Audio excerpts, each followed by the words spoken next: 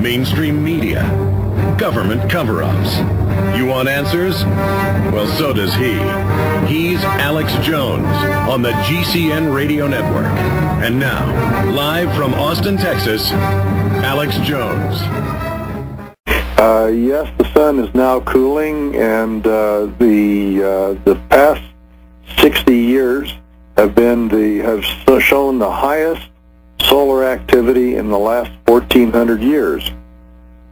So yes, the sun is now cooling and has been warmer, and we can expect some cooling. But there's also some change in the ocean currents that's periodic, so that there is expected to be some cooling within the next decade or so.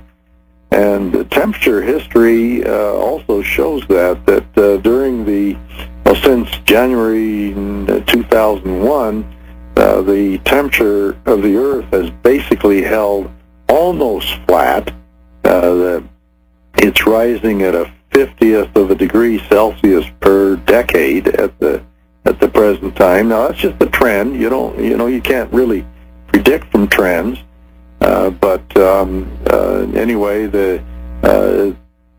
I guess what I'm trying to say is that the previous predictions about the horrendous warming that people expected have not come to pass.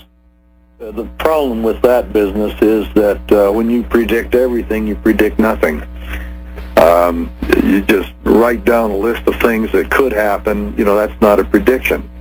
And so it's just pure garbage. There's no reason to believe any of it. You talked about the majority of real scientists don't agree with them. There's been a big controversy. They had 1,800 people sign on, as you know, I'm telling the audience, this UN document a year or so ago, a year and a half ago, and now it's come out that a lot of them were just invited to the conference, never even signed on, but then saw their names. And then they cult-like say, there's no disagreement, it's 100%, all scientists agree, which kind of backfired on them because then they're coming out of the woodwork saying, I don't agree. I mean, again, this is bizarre. Can you speak to the real numbers? Yeah, there were something like 2,500 people who attended the IPCC gathering in Maui. Now, understand what IPCC stands for. It's the Intergovernmental Panel on Climate Change. And as it turned out, there's only about 52 climate scientists among the whole lot, and they, among themselves, were, in considerable disagreement about things. And I know of at least one who sued to have his name taken off that list of people that signed. But there's quite another thing that's gone on independently. There's a petition that was run out of Oregon, and there were 19,000 scientists who signed a statement saying that the global warming is certainly not proven, and the science isn't up to it. It's not time to panic. And there's another petition that I only know about sort of through back channels that has something like 29,000 signatures on it, where people disagree with the IPCC. Why does Al Gore think he's going to get away with this? Well, the interesting thing about Al Gore, he was invited to speak at a meeting in New York, which was climate skeptics. I was one of those skeptics, by the way. And he was invited to speak, and they said, name your price.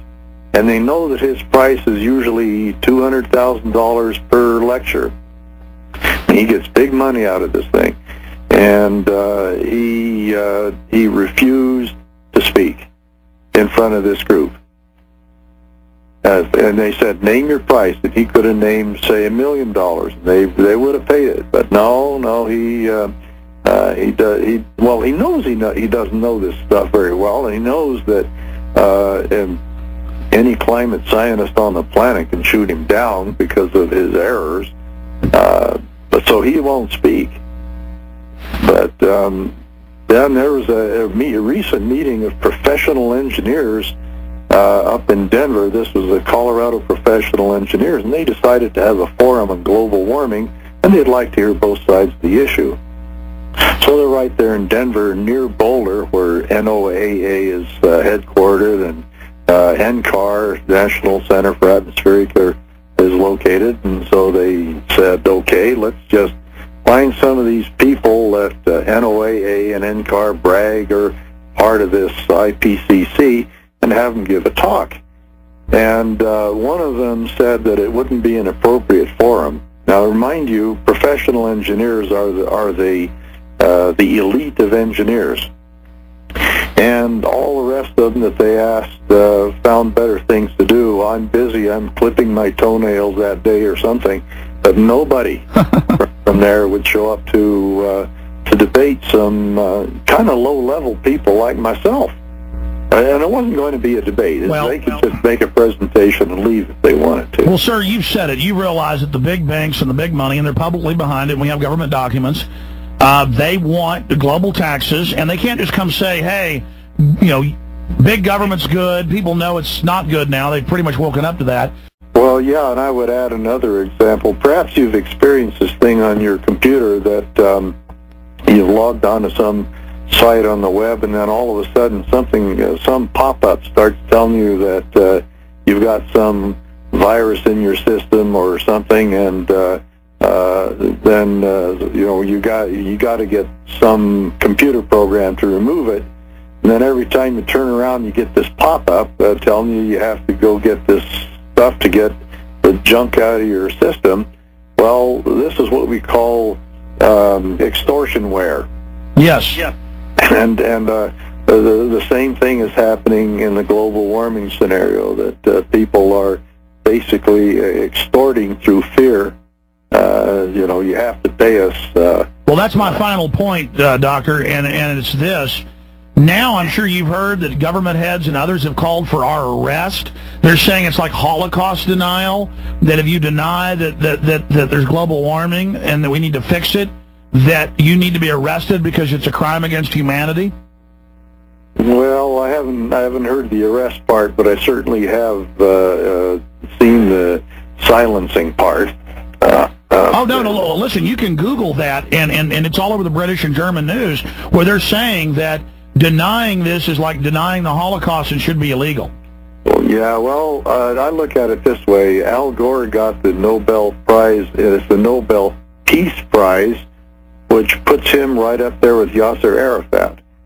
And he refers to people like us as skeptics and deniers, and that puts us right down there with Galileo. Thank you. Absolutely. It does move, doesn't it? It certainly does. Well, we appreciate you coming on. Tell us about a couple of the books.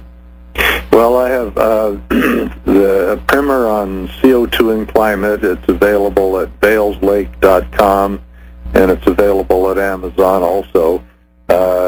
Sales are running high on that, and I'll be coming out with a second edition pretty soon. And then another one is called The Solar Fraud, second edition. The subtitle is Why Solar Energy Won't Run the World.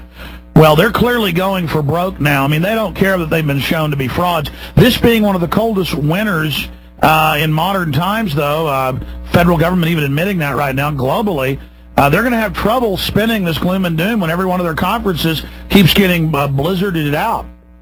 Yeah, well, actually, I look forward to having this whole thing quiet down and winding up with a bunch of unsold books, because the thing has gotten out of people's minds and they're just not excited about it anymore. Well, I think we're starting to turn the corner. A lot of people who believed in it a year ago, when they saw the NFL pushing it and Bush even saying he was for it now, I think the massive corporate push, people went, wait a minute, something stinks. Well, yeah, I think so, but you have to be eternally vigilant, because they're always out there and they're after your pocketbook. So. Oh no, I agree that the fight's hot and heavy. We're in the thick of the fight. I just think that now people are finally realizing it's a fraud. They're not stopping. Maybe that's why they're tripling and quadrupling. I mean, have you seen how they're just going wild? Do you think that's maybe they're getting desperate, or? Well, I think so, but by the way, I have written a paper once that was published in Nuclear News, and it advised the nuclear industry not to take on this global warming as an argument for nuclear, because nuclear has plenty of its own merits, and they should not rest a strong case on weak arguments. And I don't know if that had any influence on the nuclear community, but I am happy to say that they have been fairly circumspect about this issue. They haven't joined that bandwagon.